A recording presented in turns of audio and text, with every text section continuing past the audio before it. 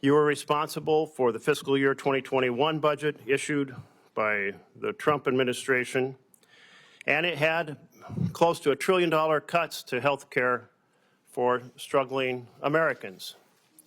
It had $300 billion in cuts to social safety programs, things like nutrition assistance and earned income tax credit and the child tax credit. A $170 billion cut by increasing the cost of college loans for those who are aspiring. Meanwhile, you proposed over $1 trillion in tax giveaways, with over 2/3 going to the top 10%. That is very, very troubling.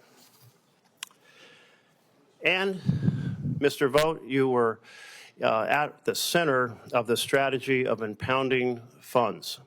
Now, we had this conversation in 1974 here in Congress. We passed the Budget and Impoundment Control Act because Congress said, when we say this amount of money should be spent on this program, it isn't up to the president to spend less. But you told me in your office that you're quite comfortable assuming that the law doesn't matter and that you'll just treat the money for a program as a ceiling rather than a required amount. Well, the courts have found otherwise, but the fact that you're willing to say this is exactly what you plan to do again should trouble every single member of the Senate.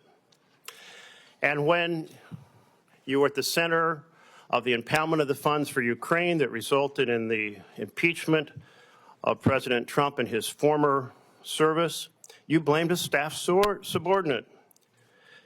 That troubles me too. That's something you were so involved in. When it goes awry, you say, oh, it wasn't me. I gave that responsibility to somebody else who works for me.